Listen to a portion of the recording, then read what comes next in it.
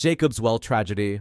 Jacob's Well, an underwater hole in Texas, is a deceptive location that has claimed several lives. On November 23, 1983, two students from Texas State University, Richard and Clark, decided to explore this well, which leads to an underwater cave system. Although the well appears shallow at first, it leads to a series of chambers, with one particularly dangerous narrow tunnel that only experienced divers should attempt. Despite the warnings from their instructor, Don, who had previously recovered two bodies from the cave, Richard and Clark chose to explore it. As they entered the third chamber, Richard attempted to squeeze through a tiny tunnel to go deeper.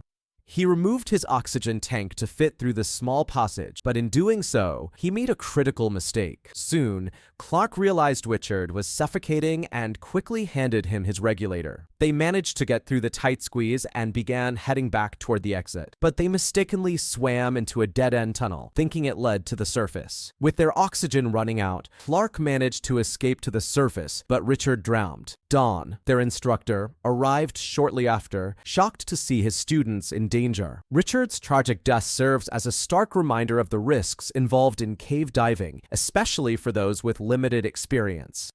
Neil Moss Incident. On March 22, 1959, 20-year-old Oxford student Oscar Neil Moss and a group of cavers entered Peak Cavern in Castleton, Derbyshire. The group was exploring a newly discovered fissure in the cave system, which led to a deep shaft. Moss volunteered to descend the 250-foot shaft, but halfway down, he became trapped in a narrow crevice. Despite efforts to rescue him, including using ropes and attempting to pull him up, Moss became disoriented due to carbon dioxide buildup in the shaft. Rescue teams from the Royal Air Force and other volunteers faced numerous challenges, but by the time they reached him, Moss was no longer breathing.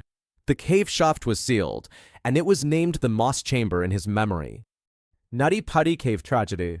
On November 24, 2009, 26-year-old John Jones and his brother Josh, along with a group of friends, entered the Nutty Putty Cave near Salt Lake City. Although the cave was mostly beginner-friendly, they decided to explore a more difficult area called the Birth Canal. After reaching a spot known as the Corkscrew, which had previously trapped a caver, John squeezed through a narrow passage and became stuck in an uncharted part of the cave. John's body was wedged upside down in a small hole, and despite his brother's attempts to help, he couldn't escape. Rescue teams worked for hours, setting up pulleys and using ropes, but after 28 hours in the cave, John was found unresponsive and declared dead on November 25th. The cave was later sealed in his memory. Sturkfontein Cave Incident.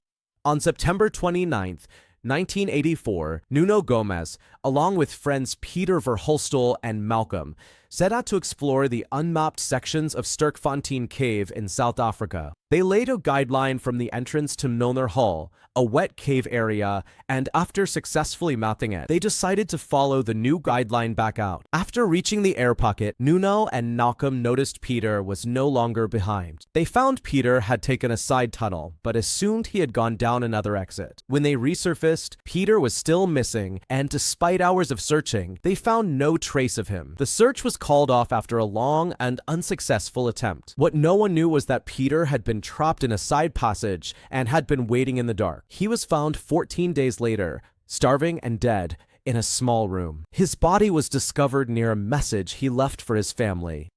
Mossdale Cave Incident.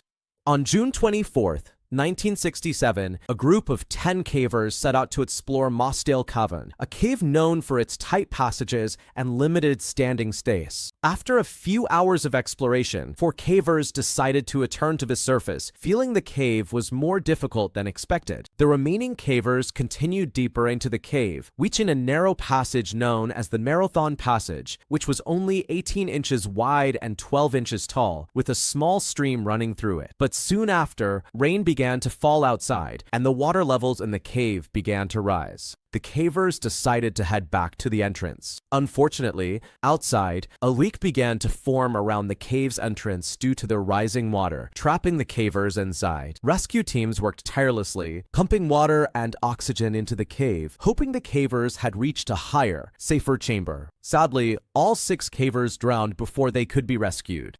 The Manchester Hole Tragedy. In November 2005, Joseph Lister and his classmates, along with a teacher and an experienced caving guide, ventured into the Nidderdale Caves in North Yorkshire, England. They entered through Manchester Hall, a small opening leading through a massive cave system. After navigating through muddy passages, they reached a chamber where the water was higher than usual. Despite no rain, strong winds had caused a sudden surge of water from a nearby reservoir, flooding the cave. As the water rose, the group tried to retreat. Joseph, Amy, and the guide were the last to leave. After Amy was pushed to safety, the guide tried to return for Joseph, but was unable to reach him in the rising water. Tragically, Joseph drowned in the narrow tunnel. It was revealed that the flood had been caused by the unusual release of water from the Scar House Reservoir. Thank you so much for watching this video. If you'd like to discuss it or suggest new ideas, feel free to leave a comment below. Don't forget to subscribe for more amazing content. See you in the next one.